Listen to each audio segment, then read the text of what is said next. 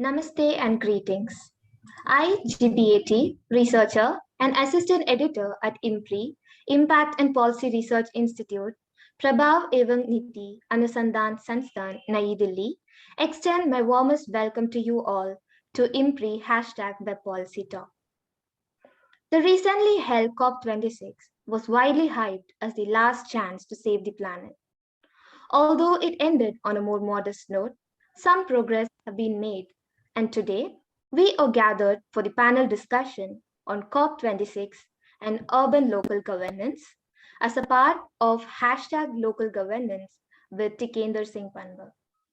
This event is organized by IMPRI Center for Habitat, Urban and Regional Studies and IMPRI Impact and Policy Research Institute, New Delhi.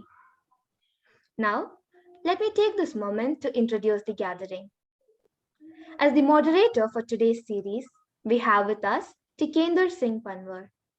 He is the former Deputy Mayor of Shimla and a visiting senior fellow at IMPRI, New Delhi. We welcome you, sir. Moving to our esteemed panelists for today, we have with us Professor Chetan Vaidya, who is an independent urban advisor and the former director of the School of Planning and Architecture, New Delhi, and National Institute of Urban Affairs, New Delhi. We are honored to have you, sir. Welcome to the We are delighted to have with us Professor K. Pandey, who is a professor of urban management and the coordinator of Center for Urban Studies, Indian Institute of Public Administration, New Delhi. We welcome you, sir. We are pleased to be joined by Dr. Vikas Desai, the Technical Director of Urban Health and Climate Resilience Center of Excellence, Surat. Welcome you, ma'am. Now, I invite our moderator, Tikender Singh Panwar, to initiate the discussion with his opening remarks and to proceed with the discussion. We look forward to learning from our esteemed gathering. Thank you. Thank you, Etty. Should I still, is it Etty fine, or should I, because normally we use the first name. Anyway, so thank you so much. And I once again welcome all our panelists. And I believe this is going to be a wonderful session because this is something that is not quite heard of. You know, when we've spoken a lot about COP26, lots and lots of literature has really flown. I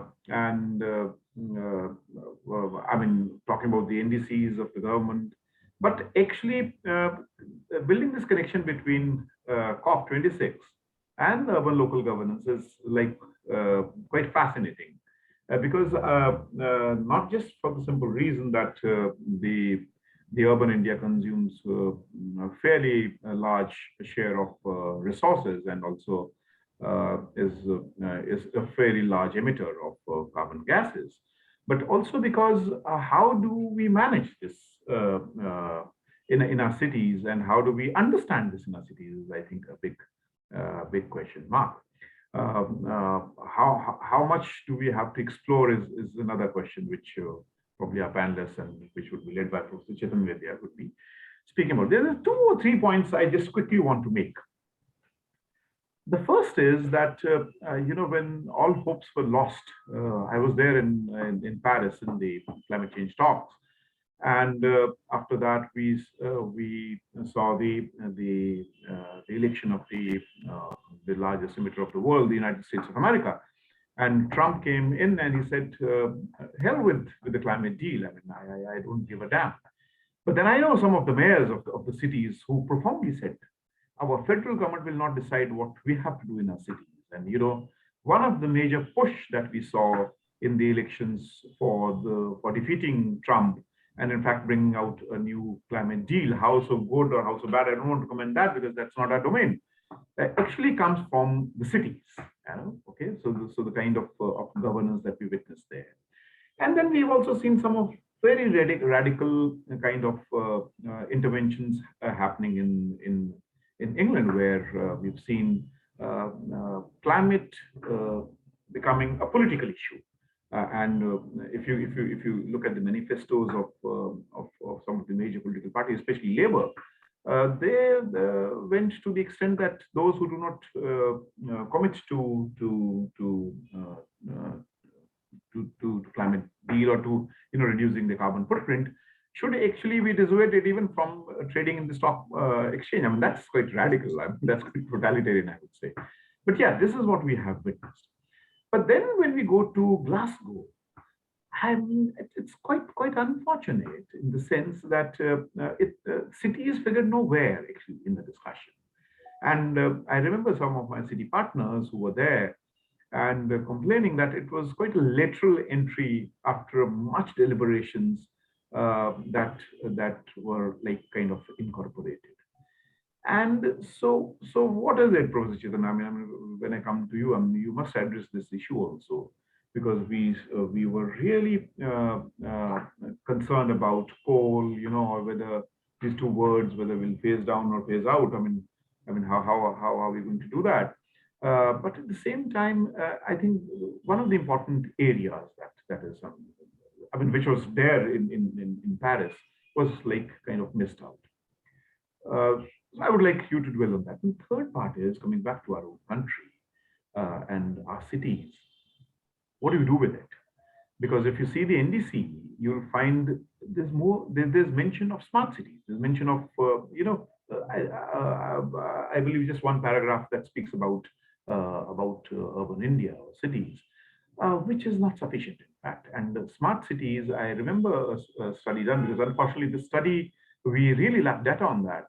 We're not even sure whether the kind of infrastructure building that is taking place in smart cities leads us to reducing our carbon footprint, or in fact increases that.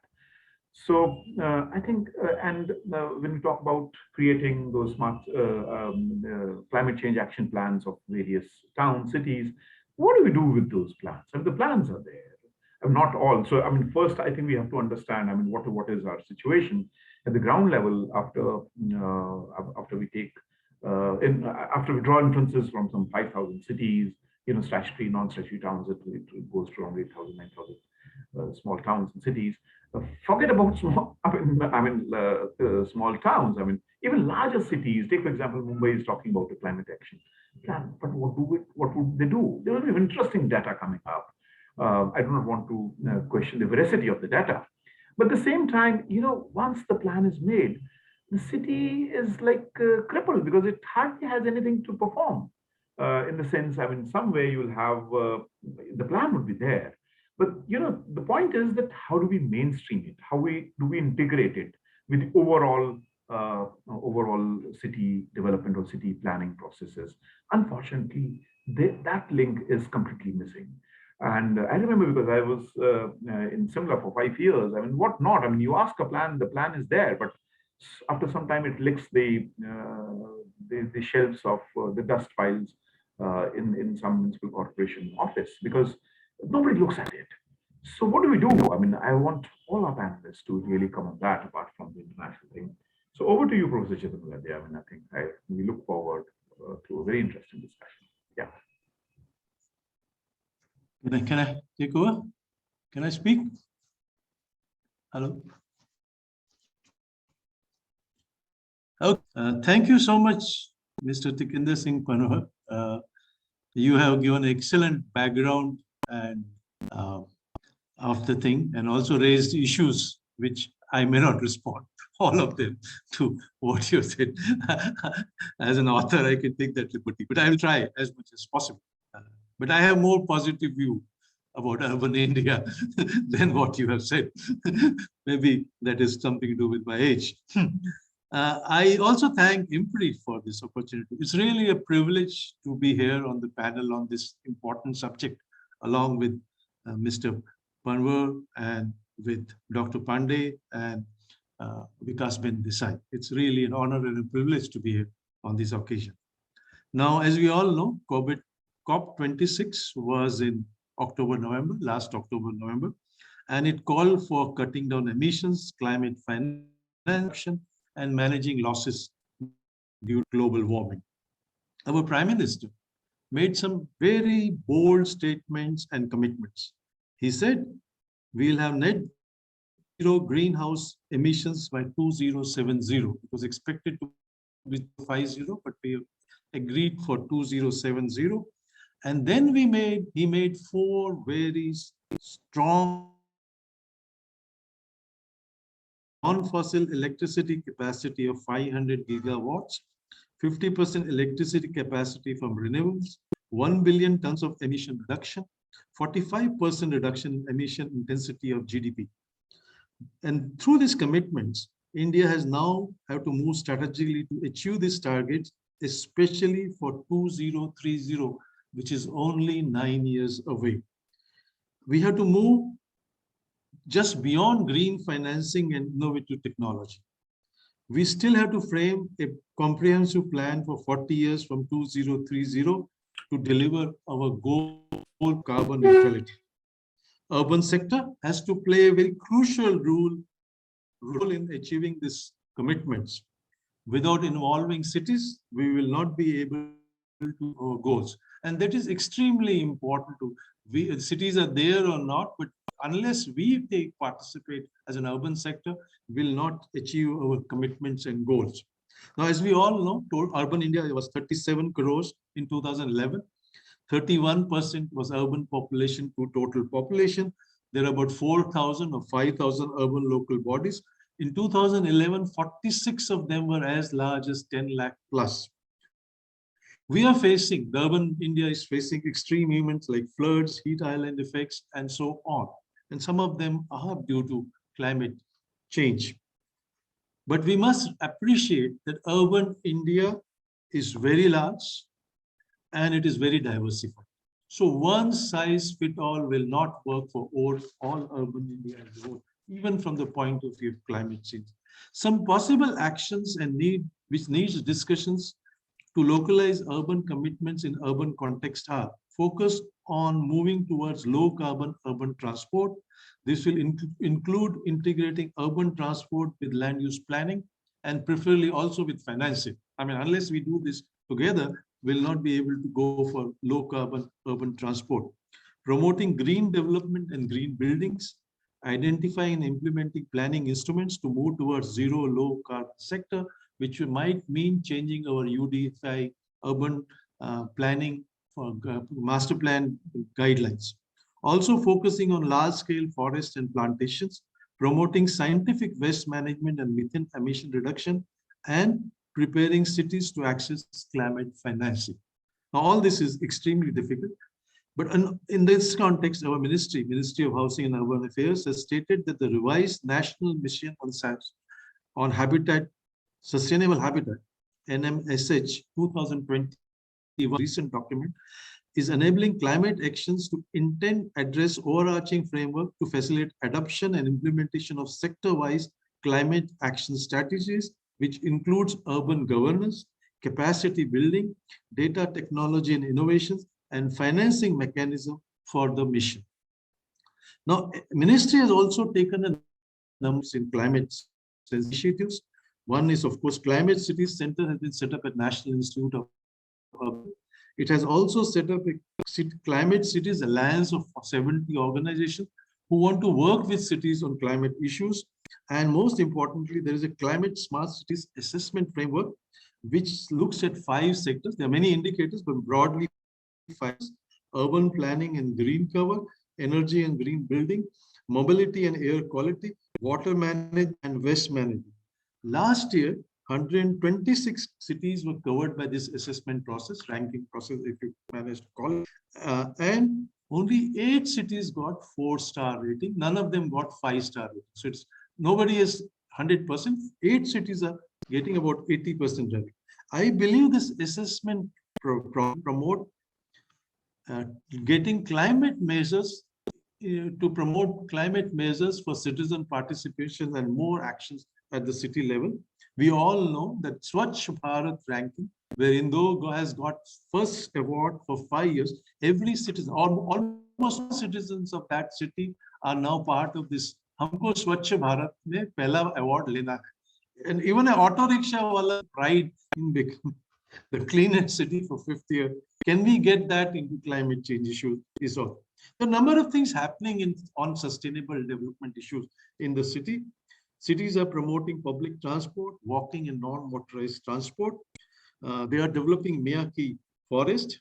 There is steps taken for energy savings, which is called LED street lights, solar-based street lighting, electric and automobiles.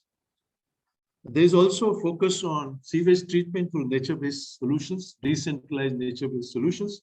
And Pune recently had organized this pedestrian day. All this seems to be ad hoc. They are not linked. But as mentioned earlier by our moderator, many cities have prepared city climate action plans, includes Rajkot, Coimbatore, Kochi, Udaipur. And Maharashtra state government has given mandate for 45 cities to prepare their city climate action plans. Rajkot and Udaipur, what I know, the climate resident city action plans have been approved by their general boards. So there is a general acceptance. Rajkot, it seems, have gone for 3 iterations of their climate action. I mean, at different stages, different issues were covered. It covers various mitigation and adaptation interventions which have been identified by the corporation on greenhouse emission inventory and urban system analysis in line with existing plan as well as with future projects. Now, as mentioned earlier, Mumbai Municipal is drafting a Mumbai Climate Action Plan. It is looking at climate resilience in mitigation by focusing on 6 areas, that is sustainable waste management, urban greening, biodiversity, urban flooding and water resource management.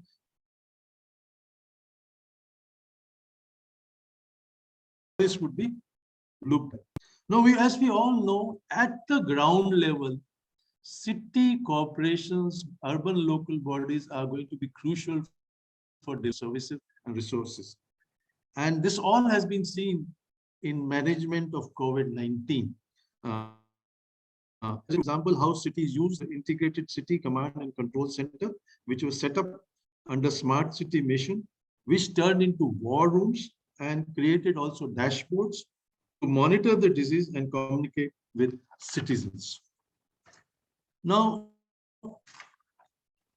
they also played an important role in raising both finance and other in kind. Now, in case we need to involve urban local bodies to play a crucial role in climate management, we need to empower urban local bodies. Some of the issues which the moderator was mentioning is because we have not empowered our local bodies. 74th Constitutional Amendment, 1992, started the process of empowering local bodies in terms of functions, functionaries, and we have regular elections now, we have reservations, we are setting up State Finance Commission, but the 3 functions, finance and functionaries, have not been tried in all states. Kerala is one of the few states which has implemented 74th Constitutional Amendment in letter and spirit. People Plan campaign also give financial resources to urban local bodies in the state. There is also, along with this, there is a strong self-help group called Self-Help Women's Group Movement called Kudamshri. And all this is help for decentralization. But Kerala is a unique example. Kerala sometimes is not rest of urban India. Most states have not handed over or empowered their local bodies, and operations of state level organizations like water supply boards, development authorities, either do not work in an integrated manner with the urban borders, and sometimes even they work against the urban local bodies. Now, if you want to institutionalize climate actions, the urban local bodies will require developing capacity and increasing personnel dedicated to the cause. The support of the highest level is required both at the city and the state government level to identify climate resilient actions. I'm quoting from a report by NIUA on Gujarat, but which is true for rest of India. Personally, I'm more confident that our empowered cities with appropriate technical and financial assistance will be able to respond to climate change issues. These challenges will become opportunities to introduce urban innovation. And finally, I sincerely believe, more and more start get involved in urban service delivery and revenue collection, both in service delivery and revenue collection using latest IT technology. And in this context, we need to set up a separate IT platform. There's a separate IT platform in urban sector to promote startups and innovations. We should also try to do it for India as a whole, so people can also learn from each other. Even the startups need to. And there's a sort of competition called hackathon, which we should promote for urban India, both for the climate related issues, also with the other urban issues. Thank you so much, Moderator. Thank you, Professor Chetan Vaidya. And I just saw a message from one of the participants that the lights behind you are beautiful. They are the northern lights. I didn't know that they are the northern lights in your background. Anyway, thank you for that presentation, and of course, also the way how Government of India is planning ahead with the ADCs. Well, I'm sure that the other panelists would respond to that, and of course, what else, whatever they want to add to this topic of corporate. I think from here we move towards Dr. Vikas Desai. Over to you, ma'am. I mean, you can just. Yeah, I'm sorry, I had some connectivity problem and technical problem, so I was not much. I'm not much aware of what is talked about, but I would like to talk about the local experience of Surat city, which is a historical experience of working with environment as well as climate. And I would like to share that experience of local governance, urban local governance. But before I go to that, as you had already mentioned, urban, every city is different, and urban planning and urban should be viewed as localized service, localized event, localized action based on the basic principles which are laid down internationally, nationally, and so on. That's what is the first lesson which we have learned. I am in the city which has the oldest municipality and which was very popular as a filthy city and filariasis city, and now it is and good food also. But now we are proud to be a clean city. We are proud to be a city which is a smart city, coming up smart city, as well as city which is worried about climate and have started action about the climate resilience. And that is what is the beauty of city, which has won several awards also in its efforts to do this activity. Some of the things which cities has already put in place is increasing green cover, increasing the going for the renewable energy, planning for mobility. We had for years no public transport system. Now it has come up, and even metro is coming up. So that is the gain of the city. And then we have a water management system where there are efforts to go for a metered supply and the 24/7 supply in the city, including rain harvesting process and recycling and reuse of the wastewater. Coming to, I think Surat is the first city which started using the methane gas of the sewerage plant for energy purpose, and that is something which is also in practice. Coming to the, I am a public health person, and I always feel what is not good for health is not good for climate and not good for environment. And that criteria should be used by every city. So we monitor the impact, we monitor the safe level or cutoff through health outcomes. And that's what is the only instrument which we have. Otherwise, coastal city, plains, hilly terrain cities will have a different, will need a different criteria and cutoff, and also for even heat waves and even for the air pollution. So though health is not the only outcome which we face due to environment and climate change, it is one of the emotional, maybe easily identifiable consequence, and we learned from Corona also about it. Now, urban health system by itself in big cities is a new arena. There was no systematic primary healthcare system which was developed. It is last 10, 15 years, it is coming up. And that's how that also is in the learning phase, and people are trying to strengthen the services. Primary health care is most important for equity and for taking care of the first action. Let us call it a first aid in relation to climate and health. City has several initiatives like IT-enabled surveillance system for vector-borne diseases. We have a URSMS system which was launched during the SN project in the city, which gives daily information from public and private sector about the health issues, acute health problems, where action is required on same day or at least within 24 hours. And we also have, we are very proud that the city has, municipal corporation have gone for a climate mode in terms of a support system for research, training, networking and advocacy. It started with the Surat Climate Change Trust, then came the Urban Health and Climate Resilience Center, and now it is institutionalized. The project of Urban Health and Climate Resilience Center is institutionalized as the Urban Health and Climate Resilience Center of Excellence. I think in India, this is the only municipal corporation which has gone for this type of supportive centers in trust, and this trust has been settled by Surat Municipal Corporation itself.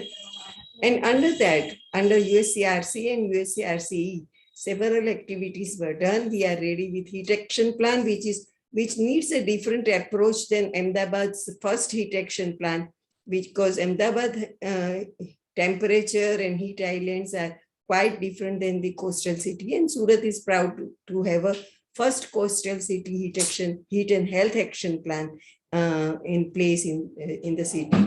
And now we are working on the air pollution and health in the city. And like that, there are attempts to work on it. It's not only technical input. One of the beauty of city, we learned from 94, Surat is disaster prone also. And we learned from 94 experience that we need to be better governed. We need to be better integrated in our activity. We need intersectoral convergence to work for.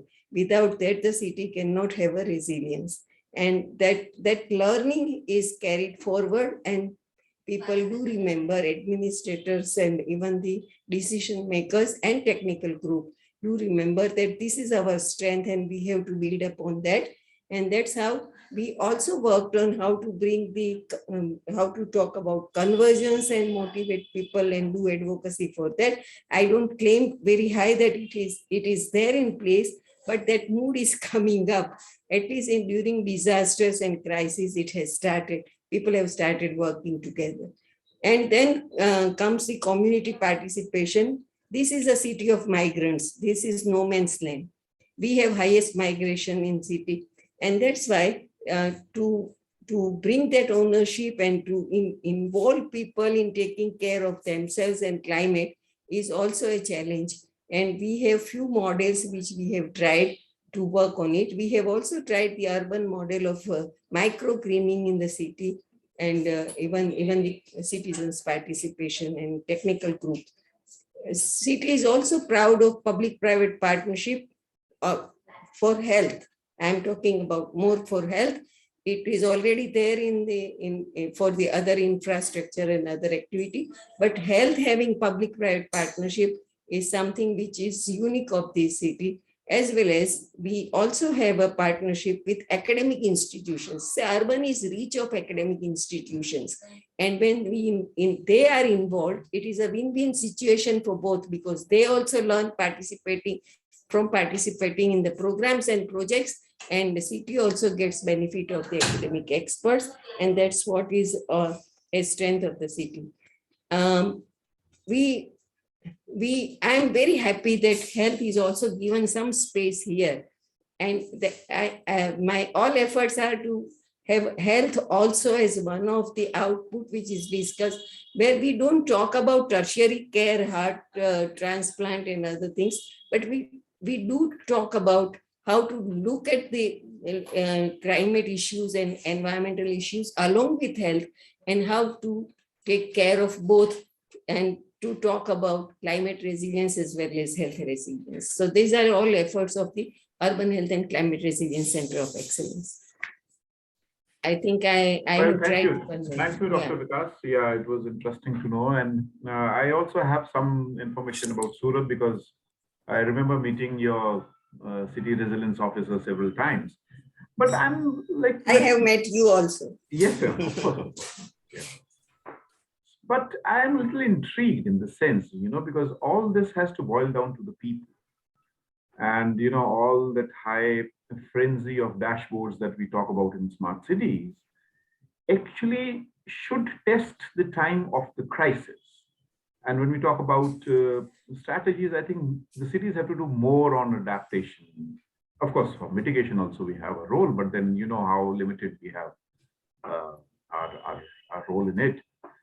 Unfortunately, when the lockdown was announced, I think one of the first cities, that reported the migrants moving out, and the kind of frenzy was Surat. So why is it, when we talk about, and as you rightly pointed out, and for that matter, not Surat, actually we all are migrants, and migrants have created this world, if I may say it like that. So I think when we talk about building cities, and so all the adaptation strategies must come down to the people. And what would be and you've spoken very well about inequity, when we build our strategies. I think this aspect of participatory planning, when we plan these action plans, has to be kept in mind. And I am a witness to it when the Patna action plan was being made. In fact, I am one of the co-authors of that plan. And it's really it pains me in telling that how erroneous the whole process of planning is. So I think that process also has to be revisited. You can respond now, or you can respond later, ma'am, whenever you want. No, I would like to say a few words about this. So 94 also we had faced migration, out migration. But that was only Surat, and that's why it was probably not much discussed at the scale it is discussed for Corona. But otherwise, because people look for their own people during crisis, and they want to go to their place for safety of themselves as well as family. So this out migration during crisis is not a new phenomenon for as far as Surat is concerned. Community participation is must, and especially for the equity, it is very important. But then when the city is rich, it is more a philanthropic, giving away things to the poor people, but not involving them. And involving them needs a process. And process needs lot many NGOs and other people to participate in the interactions to bring them on the board. So when we work with even a slum population for the resilience study with WRI project, we could learn that they are alone. They don't have people to support them. And when you are alone in disaster, you want to go to your own people. And that's what is the phenomena which probably we have learned in Surat and which is happening everywhere. And that it is also there in mind when the serious crises are there, who will look after them? The first priority will be some other group and who can afford and who can reach to the places, but they will be left out. And that's why probably, but then interestingly, Corona has also taught that it's not only poor who suffers.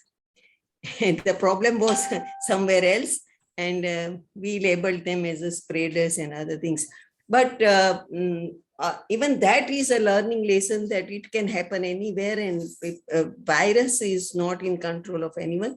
and we need to build up even capacity of local settlers. But Surat migrants are not only poor migrants. We have cross-sectional migrants, and migrants have their own characteristic. Only original Suratis are hardly 1/3 left out in the city. Remaining are migrants from the Gujarat or from other states. And that's where the challenge lies. And city will need to think about it. Only thing is cities get award for visible infrastructures and visible things, and city get credit for the things which are visible. And that's why these soft things don't come into picture. And that's where the challenge lies. Great. Thank you. Thank you, ma'am. It was really lovely how you responded. So I think now we move on to our final panelists and participants. Professor K. Pandey, over to you, sir. How are you looking at this topic, and I mean, what is your take on it? Can I share the screen? Of course. I think our team Yes. at IMPRI will help. Yes, sir. Please go ahead.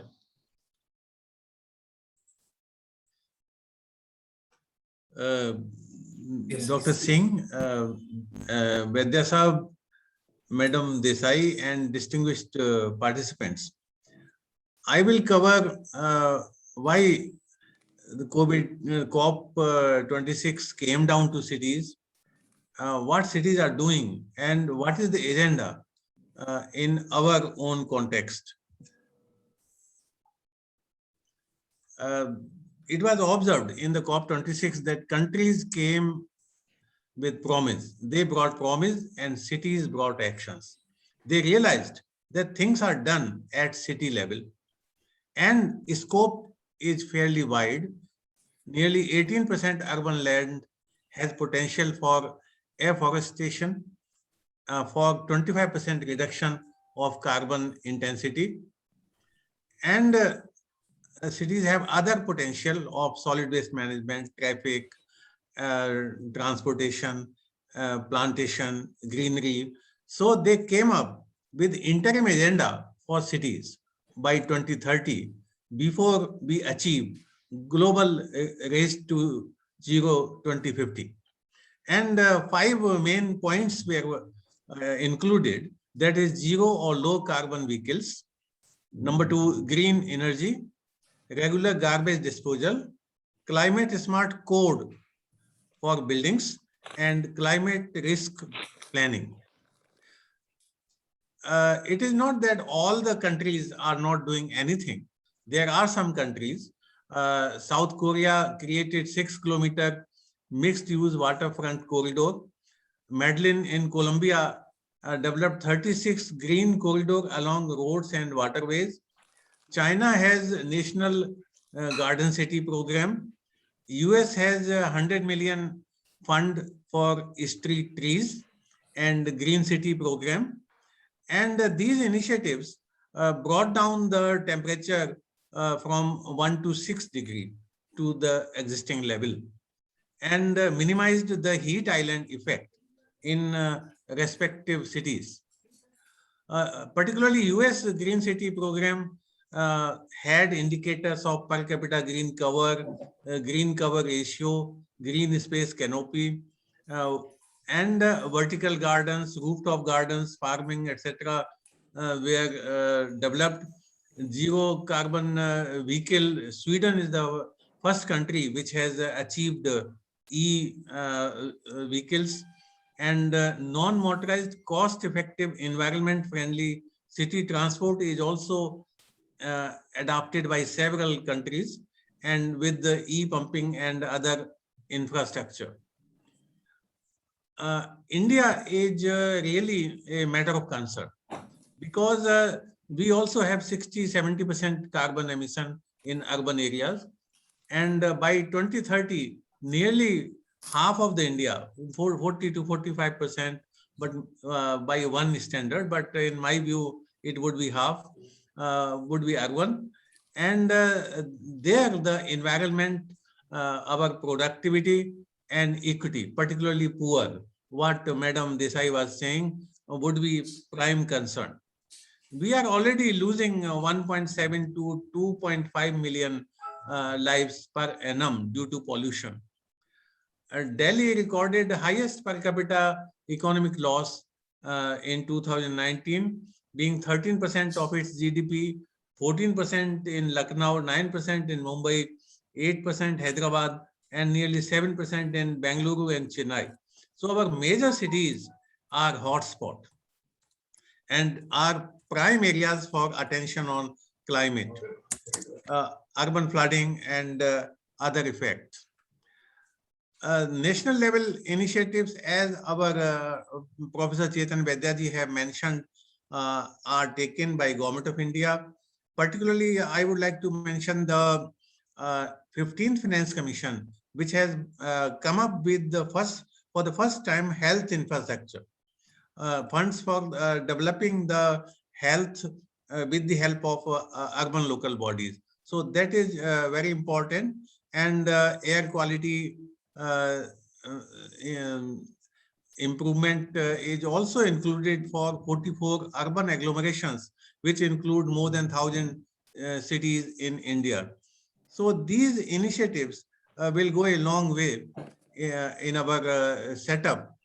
And in addition to that, cities are making specific initiatives which will contribute to NDC and a reduction of emissions by, as Professor Vaidya mentioned, 45% of GDP.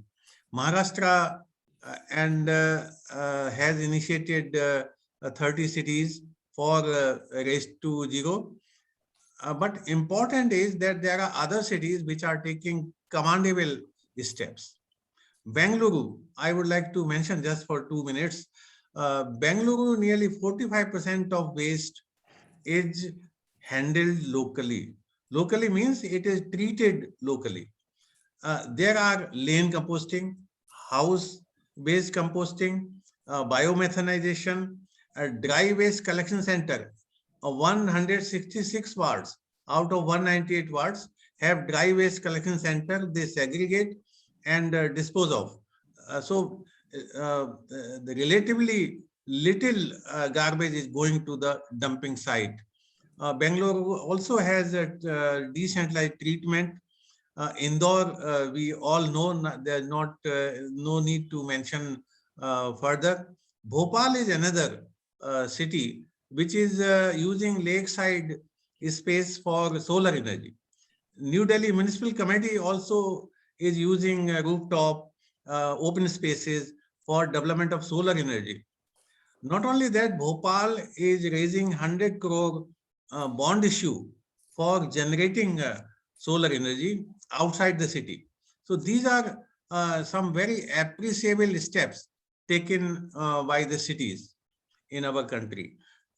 2030 urban agenda, what it should cover, first thing in my view is transport policy at city level should be included in the plan, which will include in major cities like end-of-use life vehicles, as Delhi is planning with the partnership of 7 private sector institution partners, and which has 4 million ELVs, which will go a long way to start this new area, which is needed in our country, and which will also be developing a circular economy through proper settling and handling of vehicles. Delhi's sale has increased.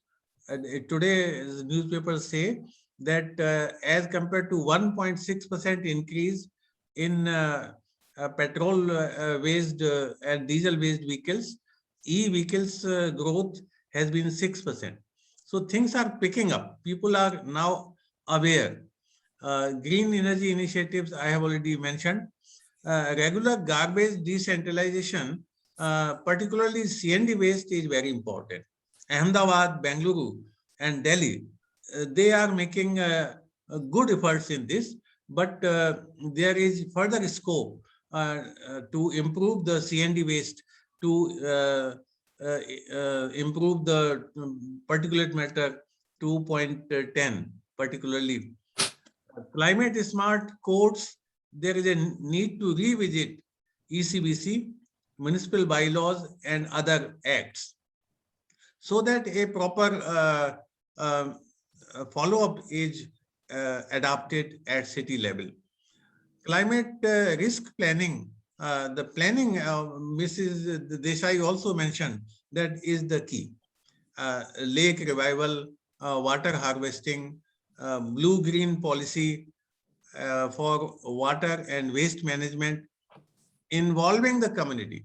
The Bangalore example, which I said, involves the community. There is citizen participation program, where from right up to the grassroots level, they have Suchi Mitras, they have in charge, community in charges for lanes, for wards, and they have ward committee, perhaps the only city in the country which has ward committee and which is developing micro plan for waste management for 750 households. So that is something unique which we need to replicate in other cities in our country. And climate risk planning is also part of all these actions. But last and most important is the political economy, which should accept that we have to change, we have to involve the community, we have to take care of the poor, not only environment and climate change, because Rio +20 also concluded that, okay, environment is fine, climate change is fine, but poor is equally important. So we have to combine all the three in our agenda for 2030. So race to 2030 should be the focus with this initiative, but we have race to 22 and race to 24. And that is something which is harming the interest of common man. Nearly 23,000 crore rupees are not paid to renewable power companies by state utilities. Why? Because we want to distribute things like with open hands. And electricity utilities are not in a position to pay to the renewable power companies. If this happens, then how the initiative like Bhopal can be taken up? How the cities can be promoted to develop renewable energy? How the necessary funds can be mobilized for climate change? So political economy in the country should be positive towards climate change initiatives, number one. Number two, community, as I mentioned in Bangalore and there are several other cities, should be involved. And number three, the micro ward level initiatives should be taken up rather than thinking the whole city as one entity. So these are some initiatives which I thought I should share. Thank you so much. Thank you, Professor Pandey. And I'm really congratulate you for really bringing out those two important cities. But at the same time, I mean, I was just checking Delhi. I mean, you were saying something good is happening in Delhi, but don't forget, I mean, the Supreme Court had to say that soon your garbage waste site is going to cross the height of the Qutub Minar. So I think, but you rightly pointed out actually that actually waste segregation and waste management has to be done at the ward level, at the very micro level. And unfortunately, you also spoke about political economy, and I think very rightly, because unfortunately the push that we are witnessing in urban India, in fact in the cities, is for more capital intensive technologies. That's why the push is for more waste to energy plants. That is not the way how we can deal or we can handle. So I think over to you, Arjun, and I can just 1 minute, if you permit. Yes, You are right. The suo motu cognizance by court is very effective. In Bangalore, High Court ordered that you create ward committee and prepare micro plan. So, and that worked. So sometimes court intervention and community awareness together can also motivate our journey towards but targets. people like Professor Vaidya would lose their jobs because courts are becoming the biggest urban planners in the country. But sometimes they are positive. Yeah. So over to you, Arjun. I can see only one question, and if there's anything else you can add, maybe then we can go back to our panelists for final round. But yeah, it was an interesting discussion and interesting presentation also. But there's one question that has come up. If you don't mind, if you can read that out. And I will read it out, sir. Yes, the question is from Ajay Nayarji. Is asking that there is general lack of professional planners with adequate climate meteorology academic background, which is important to design plan for climate mitigation and adaptation works. Please comment on having the right people for the right work on climate crisis for local governance across India. And we also have many participants. If anyone have any question, they can come. Just raise your hand or anything.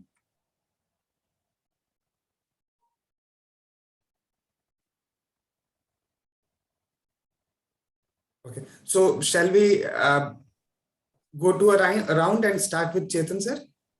No, yeah. No, first, let me respond to a question from Mr. Nair on this. I think planning education recently, some of you may be aware, Niti Aayog has very closely, it has also produced a report on planning education, capacity building in planning education. And it has said that one unfortunate part of planning education is that there is no regulator. I mean, mostly people are happy there is no regulator, but this is one sector. Unlike architecture, where there is Council of Architecture, there is no regulator for planning education. That is the major problem. The other problem is there is no standard degrees. There are 25 kinds of degrees being given in the sector of planning sector. And this has created problems. The recruitment rules are not being able to be developed because of one of these issues. So the new higher education regulator, which is going to come up, which will be above AICT and as well as other regulators in education, UGC, that will include planning education expected. And it's also expected parallelly, AICT is developing its model curriculum for planning, which should include more and more climate education. So within, I was managing School of Planning and Architecture both in Bhopal and Delhi, and I realized the environmental planning section is department is taking a lot of care of environment issues and so climate issues, but it is not reflected in other things, and we need to incorporate. And there is also need to change the urban development, urban and regional plan development and formulation guidelines by PCPO, which should include specific thing on climate changes. So all this is required to happen. And the question is, should the academics drive the practice or the practice drive the academics? And this is something Vikas can respond much better. But this is an issue in planners. It looks like the practice is driving planning profession at this stage, which is not the right thing. We need to put in more investment in research and more time for research in urban planning. Overall, I think we have taken few steps forward in taking care of climate issues into urban sector. It's not enough. We need to do much more. But I think we have begun and using that climate assessment framework, which the ministry has produced and NIUA is implemented. We should need to go much further steps, and it could be either a separate mission or Amrut and Swachh Bharat, and there should be specific issues, additional support, both technical and financial support for climate-related issues. I'll stop with that, Arjun, and there's any other question, I'll be happy to respond. Yes. Wait, Arjun, I have another question. I have a point to share. Because what he's just said, ma'am, can you just give me a minute? Because Sure. I think I have to ask that question because before I forget, it just struck my mind when Professor Vaidya was explaining the question of praxis and theory, and I think there has to be a connect between praxis and theory. But at the same time, I think, Professor Vaidya, what we are also witnessing is, I don't know how to counter that, but it's really scary. And the pandemic has taught us none other than the kind of typologies that we've been building all through. The kind of paranoia for glass, and if you go to these large cities, glass, the large glass capital of the world was really pushing for it. Planners and architects became I wouldn't say fait accompli, but they were like kind of victims. So everywhere you find, those large glass walls outside. And the pandemic has shown that if you're staying on the 16th floor and on the 3rd floor, someone is infected, I think you are also a potential, you're highly potential. So, I think all these typologies also, this comes from praxis and also from theory, have to be revisited. Don't you think so? I think our whole urban planning and urban design guidelines and our municipal codes needs to be reviewed. Now we are being pushed from two sides. One is the health issue, which pandemic is brought in the front. The other is the finance issue, market as we call it. How do you balance the issue? Also the climate, the kind of energy that is required to cool it or to heat it. Environment, climate is one side, and the other side is the market issue. And how do you balance the two is a question. There are people who give overnight answers. They say that the Barcelona kind of thing is very helpful. You can create a courtyard within the building or around a block. As block the planning is with. There are people in Ahmedabad who believe that one should just decide what should be the ground area and leave the other all building codes, they should not be there, and link up with the more floor space index you give, the more you pay them on to municipal corporation. And then there are people who believe the municipal corporation will take the money, but not give the infrastructure. So these are the things, and I think we are in a dilemma. I have no ready answer. But one thing I want to mention, when this vaccine, and Madam Vikas Desai could tell us more, when the vaccination was developed, the amount of research and the amount of time they took, even now they are saying it is only for emergency use. It's not a sure thing. It's only for 6% or 70% of disease. So how can we get that kind of investment in research? So should we get more linked to the market, or we should be doing something against the market? It's something I don't have ready-made answer. But these are issues we need to discuss further. Thank you so much. Madam, wanted to say something. Ma'am, please unmute yourself. Sorry. What I wanted to mention is, we really need urban practitioners now. We need planners, we need architects, we need health people, we need lawyers, everyone in the city to contribute to the city resilience. But we do need all of them to be urban practitioners, understanding each other's avenues and learning little bit about focusing on that also. Say, for example, Corona example was discussed here. Now, as a health practitioner, I would expect that any city building which is coming up should have adequate ventilation and sunlight, which was otherwise also a criteria in past. But now we are going to have it for health sector as a preventive measure like vaccine. And how do we ensure that? Because for diabetes also vitamin D is important. For viral infection also vitamin D is important. For mental health also vitamin D and sunlight is important. How do we ensure that in design and in architectural design and in planning and in approval? So ultimately it is the infrastructure which we will have to consider. We have to consider the enforcement of the policy. We have to consider the education of all, that means doers and beneficiaries, and also engagement of people. All four together probably, and the urban practitioners mode probably will help us.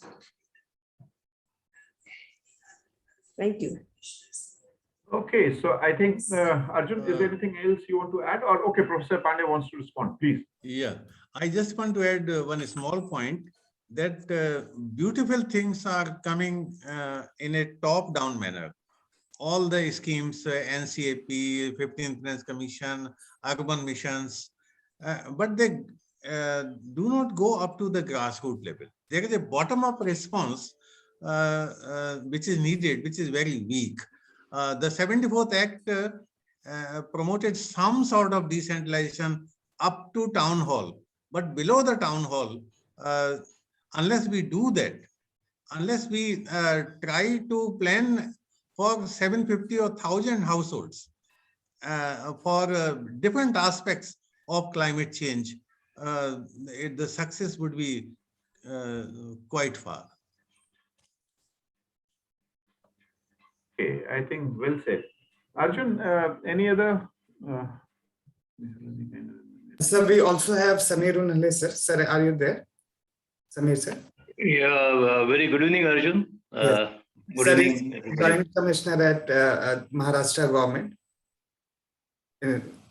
Yes, Samir, sir, please go ahead. Will you be using Yeah, the video? so Arjun, I think first of all, this United Nations framework for climate change convention and the COP26, as such, were more of a frameworks for the nation states, and the existence or relevance of cities to that probably was one of the highlights of COP26. Probably prior to that, cities were mentioned, but the importance, I think, was emphasized in COP26 much more strongly than probably it was done earlier. Secondly, I think if you look at the outcomes of the COP26, I think mostly on the NDCs and the emissions by 2030, cutting the global emissions by 50%, the net zero emissions idea, which again got reinforced. And India, by the way, has mentioned 2070 as this net zero emission targets. I think these are the areas which otherwise do not strongly come or reflect or manifest in the day-to-day municipal functioning. The idea actually is not there. Of course, the Vaidya sir said that the climate smart assessment framework probably was one of the first such attempts to mainstream the climate concerns in the usual functioning of a municipality. And here we tend to follow this new public management framework where there are competitions and data transparency and ranking. And well, yes, it did create some amount of enthusiasm there. But I think as new challenges that we are looking at, we require credible actions that will create impact. Otherwise we might just be doing conferences and to make change happen at ground level, especially in a country of a subcontinental country or a country whose population is almost 3.5 continents put together. I think is one of the important major challenges when we are trying to correlate the COP26 to the municipal administration and the city functioning.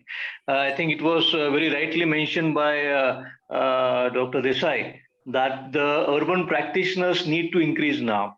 Even in, with due respect to everybody, even in academics, apart from architect and land use planning, no other discipline is, mainstreaming in urban issues. I mean, it could be sociology, it could be economics, it could be maybe all the other fields which need to now focus on urban areas, and probably we require specialization now in urban areas across the disciplines and their interdisciplinary studies. I think when we look at city functioning and try to correlate that with the COP26 outcomes or the general framework of climate concerns and issues, one thing that comes out is, I think, the pledges that the cities have to make for the race to zero pledges, I think, were made, and the city action plans that need to come out. I think when we try to look at the usual functioning, there are three areas directly come out. One, of course, is the solid waste management, which is a major non-carbon gas contributor. By the methane it emits, I think it's huge. Second, of course, is the transport. Third is the, I think, water supply, the energy consumption that is done in the water supply and sewerage management systems. and I think other energy consumptions and stress on renewable sources and e-vehicles would be the other general ideas which could be relevant to the COP26 outcomes, or the general idea of climate smart city assessment frameworks.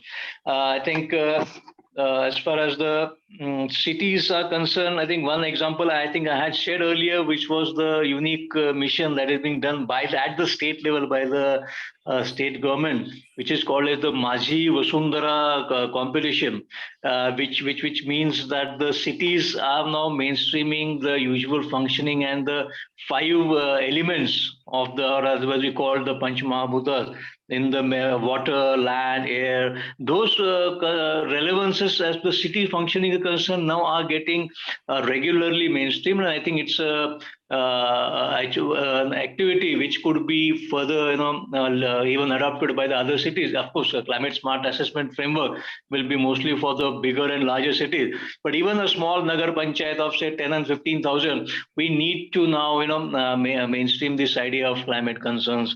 Secondly, I think as was mentioned, education is an important part. The municipal system does have a educational some of influence over the educational system and some direct schools which they run, and therefore I think through that cities could look at giving emphasis to the climate aspect or the environmental aspect of the education and training. I know there is a bit of doubts about what such effect, how effectful they are, but I believe that the power of education and the power of people who have ingrained those ideas does manifest. It might take some time, but it manifests more certainly and more surely and more impactfully in maybe time that we have. So along with that, I think water supply, yes, we are having IMPRI 2.0 coming. And I think apart from following the basic principle of reaching good pure water pipe supply, I think there is tremendous potential for energy audits being a major part of the framework, and therefore the energy consumption, say per capita, per square kilometer, or per MLD could also be taken into consideration, and energy footprint of a city therefore could be brought into some mainstream actually within the municipal thinking at all. Of course, as I always say, and even sir would also agree that when you talk of municipal bodies, you cannot neglect the local political leadership. We may always have the national leadership and the state leadership do talking of these issues and being sensitive to these issues, but it might not always happen into the urban local bodies due to the daily functioning, the daily political job which a local councillor or a mayor has to do. It is difficult for him to also focus the resolutions that he is making, the decisions that the municipal body takes, the bylaws or rules which they might be making, and whether this can be otherwise it will just remain a task of the bureaucrats and the technocrats. So local political leadership will have to be sensitized and brought into the will have to be made an important stakeholder and important player into the climate related actions which the cities have to take. And I think that's what the Majhi Vasundhara competition that Maharashtra has been taking is also doing that. I think Swachh Bharat mission has proved that the local political leadership and the local municipal staff, because all the cities are run by the municipal clerks and the municipal junior engineers, and the commissioners might have influenced it some more time. But we will have to look at our cutting edge, to get the climate framework also relevant to the day-to-day functioning and working of the sanitary inspector and probably the junior engineer who runs the municipal bodies, really. I think with this framework, I also felt that the planning aspect was also mentioned, of course, with Vaidya sir being with us and Desai ma'am and Pandey sir here. I think I'm not competent to talk of planning when these stalwarts are here. But I think, yes, the intentions and they getting translated into the words and vocabulary of the laws and finally reflecting on ground is a difficult task. It's a challenge, and one requires each and every one to be concerned, to be to be connected to this goal of climate change and action. Because whatever we say, there is an element of doubt or element of shall we say, lack of commitment among the cutting edge people. It might be political or administrative or clerical, whatever. That what we are talking is, does it making sense to them? I'm sorry for using this we and them dichotomy, but very often if you tell a junior engineer to get something done, they might say, why am I doing this? I mean, what at all it is going to make a difference? If there is going to be a financial implication, will the local body, local political leadership agree to the additional expenses that might be required to look at the climate actions that we're talking of? So I think I am confident and optimistic that the lessons we have learned from the Swachh Bharat mission, I think tell us how to energize the entire urban ecosystem of India for any particular purpose. And especially currently the three activities which are being done at the central level, which is the Swachh Bharat 2.0, the Amrut 2.0, and the climate smart assessment framework, which would be, of course, extended to most of the cities, just like what we are doing here, like Majivasundara. I think would be a good important steps of mainstreaming climate concerns into day-to-day functioning of the municipal body, the resolutions and the decisions which are taken by the municipal body, and of course the day-to-day actions of the municipal staff. I think the sanitary inspector, if you look at the carbon footprint of cities, I think some experiments were done. We had done one experiment at the smart city with the help of, I think, ICLAI. I think Pune had also done. I am sure many other cities must have done. And the climate footprint per capita of the cities then was around 1.56, around 1.5 tons per capita per year, per annum. And I think the recent study, I think, was of 2.0 was the figure that I saw. So of course, we can understand that if you look at the regional variation, major cities, big city regions and metropolitan regions and million plus cities, I think will be contributing much more to this as compared to the smaller Nagar Panchayats that we have. So it might have cities like Mumbai and Delhi and probably Calcutta, Hyderabad, Ahmedabad, also they have greater contribution. So I think what I feel is that COP26 otherwise becomes a stratospheric concept for the actual functionaries of municipalities, and therefore a good framework and good training ideas and good capacity building and maybe some incentivization, motivation, morale also are important factors of running a nationwide ecosystem. And I think the climate concerns need to come up. The problem is that you don't immediately see. You can talk of a stinking garbage pile or a pothole immediately, but when you have to tell and convince the people, local leadership and the cutting edge staff that this is also more dangerous and more important thing which might happen after maybe 20, 50 years, whatever. So it requires greater communication skills also for this idea of climate cities. I think as was mentioned earlier, the funding, of course, is important. Right now, there is no special window for any financing of cities on the climate concerns.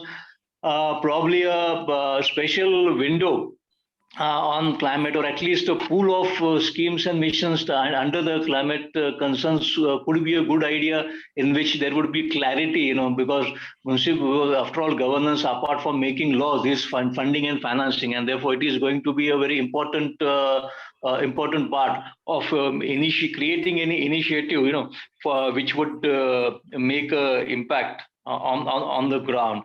So I think I think as was mentioned earlier, a good national mission for climate smart cities, or at least it being an important component of any existing mission, would be an important part. And by and large, I'm greatly hopeful and optimistic, and also confident that Indian urban system can change if requisite political, financial, and prestige is given to it, and if the citizens, most importantly, find that there is a point taking in inconvenience and extra expenditure on their day-to-day lives of contributing to the climate NDCs that we are talking of.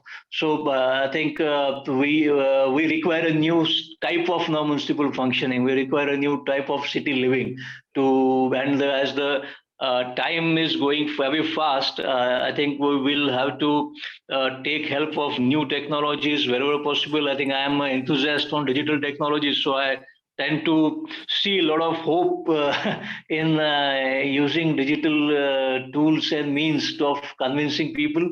And I think community participation of the participative democracy that very often is talked of, I think is an idea which could be experimented with the cities.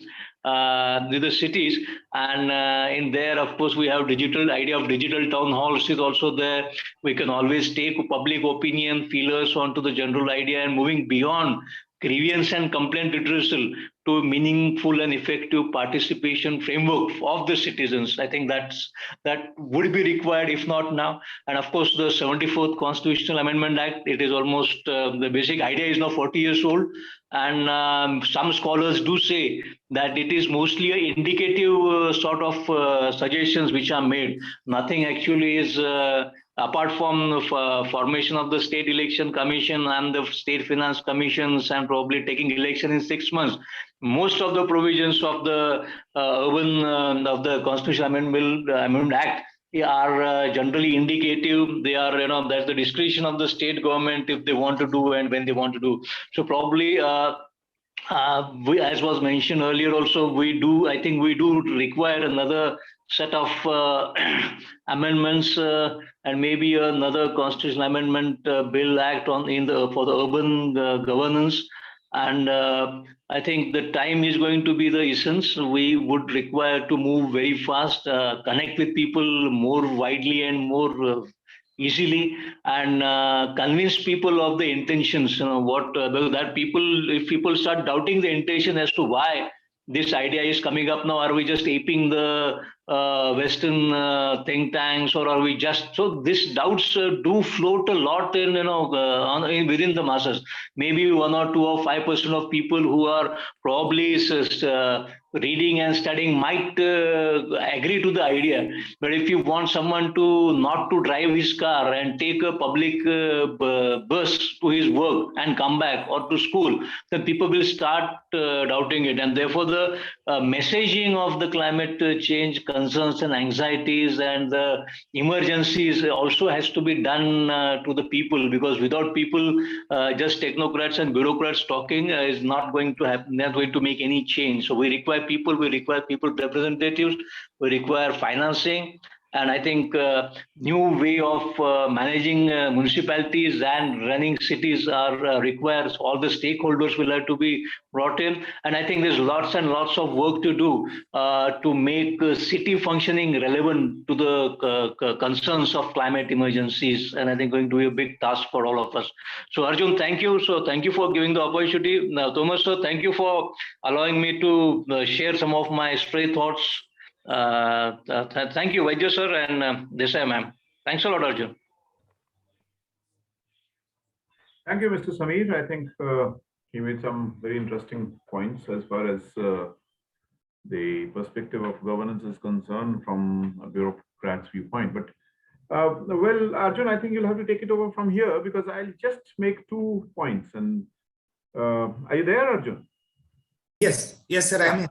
Yes. So, I've always been accused of really being like quite strangely, I don't know, all our panelists are very optimistic, and I am probably the youngest of all the panelists, and I'm very pessimistic.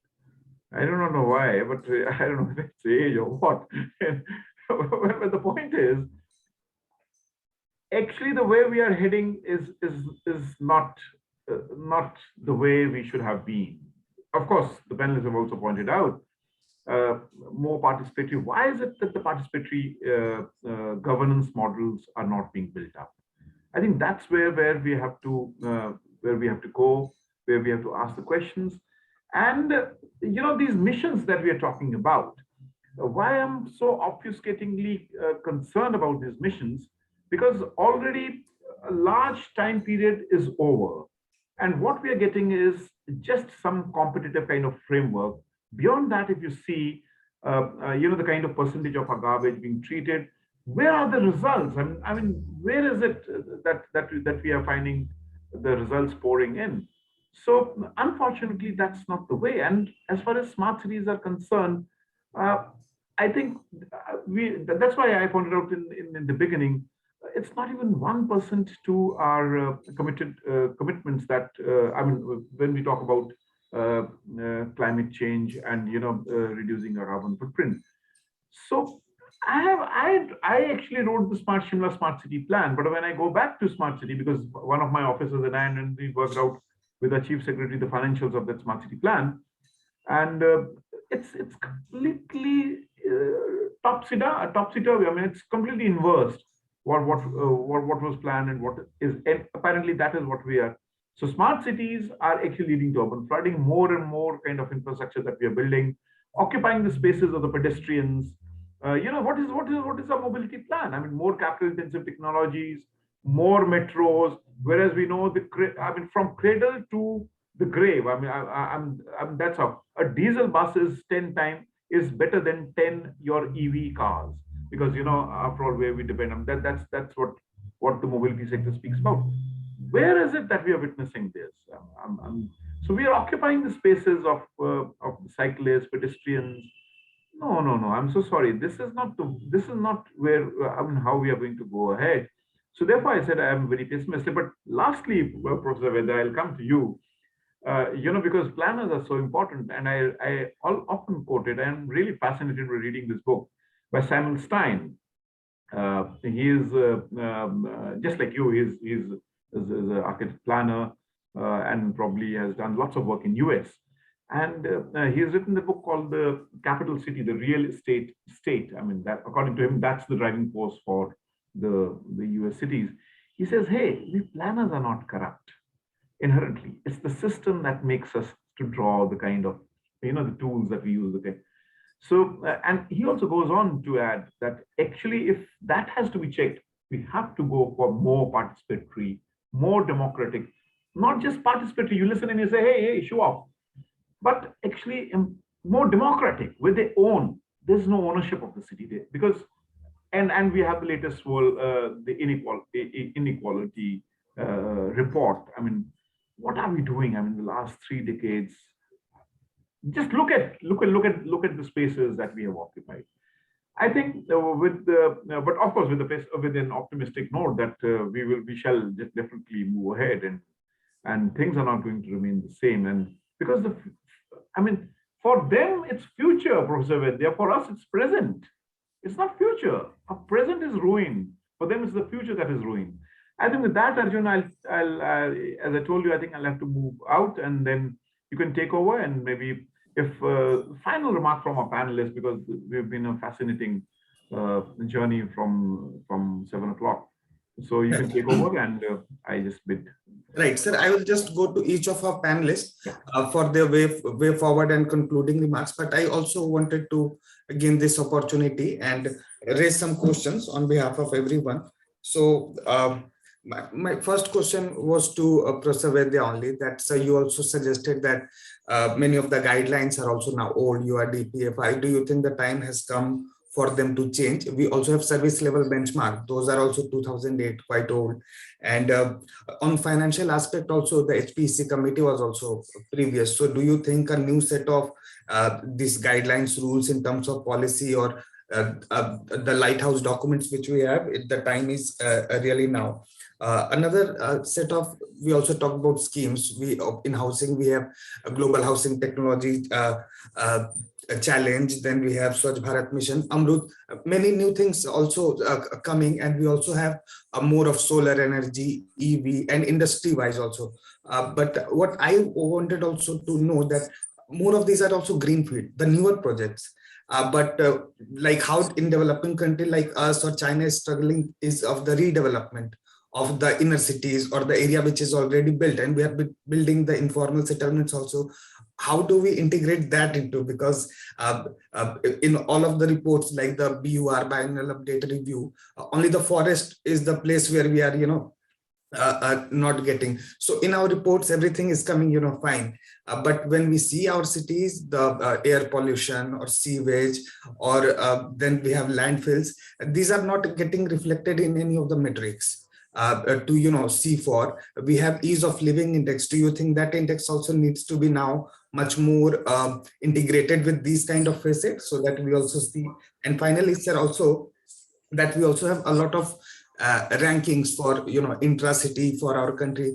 Is it time now to also have this ranking comparable with other cities as well, global cities? So how do we move forward in terms of this metrics also, so that we have some concrete things going ahead? And next question I wanted to ask to Professor Pandey, that sir also suggested that 2024 and 2030 as very important timeline for having cities or governance which is actionable.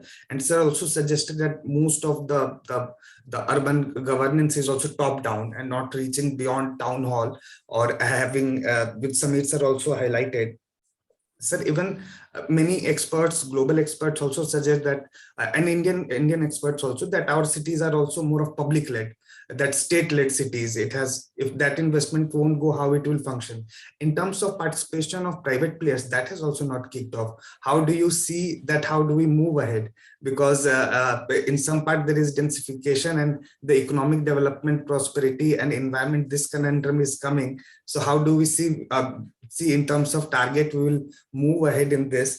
And from Dr. Desai, I thought to also gain that, we are talking about community participation, CSOs, experts, practitioner training, but how we can have effective communication on this topic? Do we really need a new mission or reorientation of our mission? Because we're having some green shoots of climate smart cities and other. Do you think now the umbrella of this needs to be changed very drastically to have more impact, as Samir sir was also suggesting? How do we see that we go ahead and move forward? So your comments also with the way forward.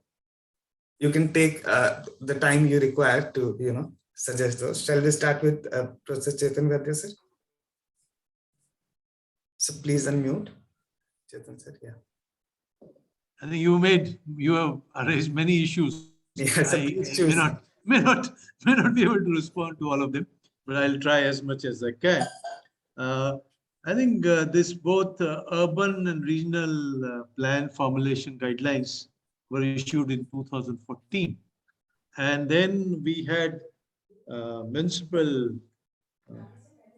bylaws 2016.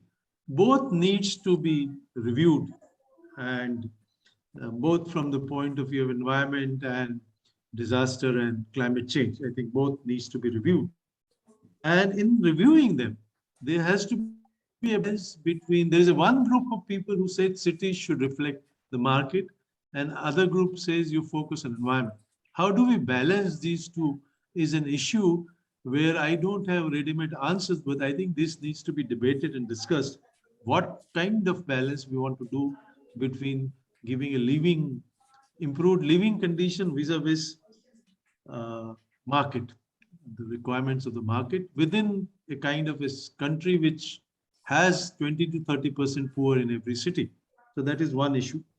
As well as the second, and I also want you to review, to consider reviewing Model Municipal Act. I think this was produced in 2013. Even this act needs to be reviewed now. And when you're reviewing the Town Planning Act, parallelly one has to review the Model Municipal Act, which some people have read, and Bihar has completely changed its municipal system because of this, but I think that needs to be done. That is one issue. The second, as far as ranking is concerned, I have come to a conclusion, we have too many rankings. So one is that the urban poor are not fully recognized and covered in the ranking system. And the other is that rather than focusing on improving each of these indexes, is it possible to develop a composite index? Because after I talked last time on your conference, a new index of SDGs and cities been produced, have been developed by Niti Aayog. So how does a mayor or we give a composite index? Is it possible? That is something I would like to you. I am not very eager to link our ranking with the international ranking, because I have worked on university ranking, and we say we are not we don't have world ranking of universities, because 30% of the points are given for cross-border faculty and students. And in India, if somebody comes in School of Planning and Architecture, somebody comes from Northeast, it's much bigger achievement than somebody going from Belgium to Netherlands. So I am strong believer of Indian ranking system, and which is also in the universities as well as in the urban system. I'll stop that, and maybe I not responded to all your questions and comments, but that is what I remember. But sir, your way forward, if you want to suggest anything. Empower the local bodies and eventually citizens. I think that is what my small message will be. Thank you. Dr. Desai, over to you. I would rather say, instead of waiting for some things coming up from the higher level, maybe national or state level, city should start working for their local citizens with their own initiatives, and there is a wisdom and understanding with community also and the other people in the city also. My concern is, if we are talking about some climate things achieved by 2025, 30, 50, what happens to survival and health by that time? We will survive, people will survive to face those achievements.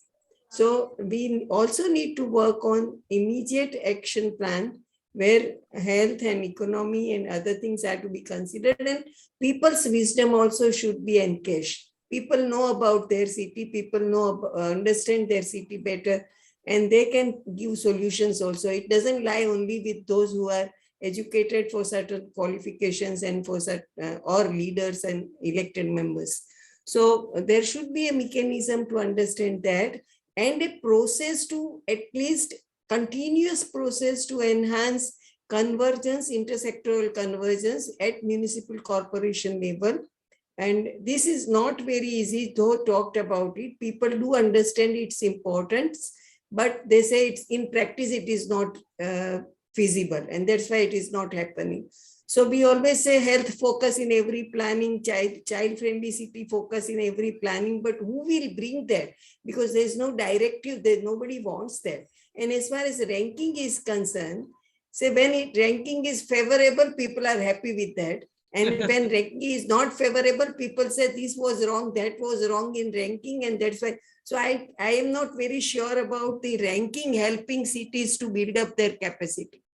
Instead of that, there can be something else, I don't know. But this is what I have observed.